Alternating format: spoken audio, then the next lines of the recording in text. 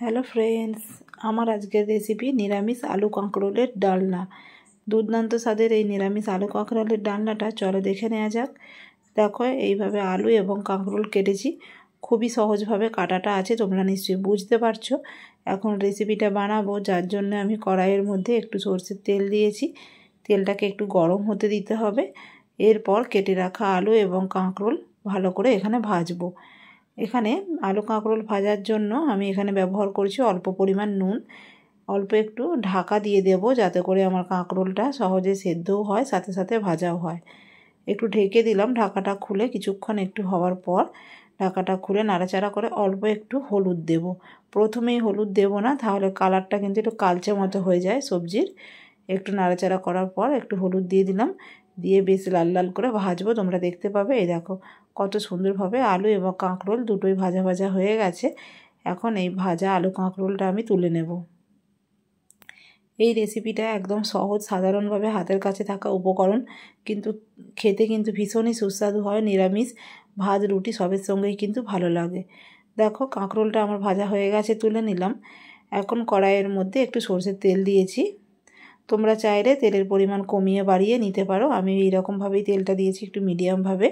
এখন তেল গরম হয়ে গেছে, দিয়ে দিচ্ছি শুকনো লঙ্কা, তেজপাতা, আর দেব অল্প করে গোটা জিরে। ফোড়নটা খুব ভালো করে আমার ভাজা হবে, একটু সময় দিতে হবে। দেখো ফোড়নটা ভাজা হয়ে গেল।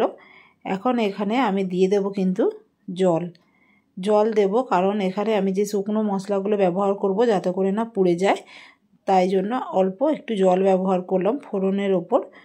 এরপর এই যে জলটা দিলাম, এর ওপরে আমি দিলাম ঝালের জন্য না, এটা কালারের জন্য কাশ্মীরি রেড চিলি, হলুদের গুঁড়ো, এখানে ব্যবহার করব জিরের গুঁড়ো এবং ধনের গুঁড়ো, সমস্ত চা চামচের হাফ চামচ করে। হলুদের গুঁড়ো, কাশ্মীরি রেড চিলি, ধনে গুঁড়ো এবং জিরে গুঁড়ো। আর ঝালের জন্য আমি কাঁচা লঙ্কা ব্যবহার করেছি। কাশ্মীরি রেড চিলিটা তোমরা না চাইলেও দিতে নাও পারো, ইচ্ছে যদি না হয় দেবে না। সমস্ত শুকনো উপকরণ আমি নাড়াচাড়া করছি। আরও একটু জল দিয়ে দিলাম। জল দিয়ে মশলাটাকে সুন্দরভাবে একটু কষিয়ে নেব। এখানে দেখতেই পেলে একদম কয়েকটা হাতের কাছে থাকা গুঁড়ো মশলা দিয়ে আমি রেসিপিটা বানাচ্ছি। এখানে কোনো রকম আদা বা অন্যান্য কোনো কিছুই আমি দিলাম না। নিরামিষ রেসিপি বানাতে কিন্তু একদম কিচ্ছু ব্যবহার করলাম না।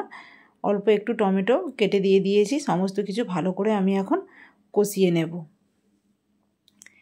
এই কয়েকটা মশলা দিয়েই আলু কাঁকরোলের নিরামিষ রেসিপিটা একবার বানাবে, দেখবে বাড়ির সকলের কিন্তু পছন্দ হবে। সুন্দরভাবে মশলা এবং টমেটো কষানো হয়ে গেছে। এখন ভেজে রাখা আলু কাঁকরোলটা দিয়ে দিলাম, দিয়ে একটু ভালো করে সমস্ত মশলার সঙ্গে নাড়াচাড়া করে অল্প অল্প জল দিয়ে একটু নাড়বো। আর একটু জল দিলাম যাতে করে মশলাটা না পুড়ে যায়। খুব ভালো করে কষিয়ে নেব। এই সবজিটা কিন্তু এইভাবে কষিয়ে রান্না করলে খুব সুন্দর খেতে লাগে। দেখো কষানো হয়ে গেছে আমার সবজিটা। এখন পরিমাণ মতো জল দেব। রেসিপিটা বানাতে যতটা জল লাগে সেই রকম জল দিলাম। খুব ঝোলঝোল হবে না, আবার খুব শুকনোও হবে না, একটু গা মাখা টাইপের এই ডালনা রেসিপিটা আমি বানাবো। দেখো সুসেদ্ধ হওয়ার জন্য টাইম দিয়েছিলাম। এখন ঢাকাটা খুলে চেক করব। আলু এবং কাঁকরোল খুব ভালো করে সেদ্ধ হয়ে গেছে, তোমাদের দেখিয়ে দিই।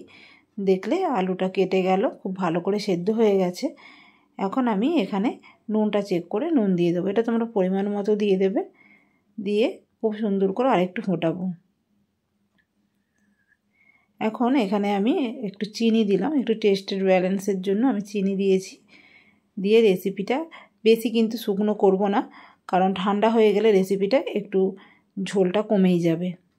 একটু ফুটিয়ে নিলাম। আর একটু অল্প করে নিরামিষ গরম মশলা, হাতের কাছে থাকা যে নিরামিষ গরম মশলা, ওটার একটু গুঁড়ো দিয়ে দিলাম। দিয়ে আমি রেসিপিটা কমপ্লিট করব। আমি গ্যাসের ফ্লেম অফ করে দিয়ে এখন ঢেকে দেব। তাহলে বন্ধুরা, আজকের এই রেসিপিটা একদম সাধারণ উপকরণে কেমন লাগলো তোমরা কমেন্ট করে জানিও। কাঁকরোল তো আমরা বিভিন্নভাবে খেয়ে থাকি, কিন্তু এই সাধারণ সহজভাবে রান্নাটা কিন্তু খুবই ভালো লাগবে খেতে। তোমরা একবার ট্রাই করবে, দেখে নিশ্চয়ই বুঝতে পারছো খুব সুস্বাদু হয়েছে। তো বন্ধুরা আজ আসি, টাটা।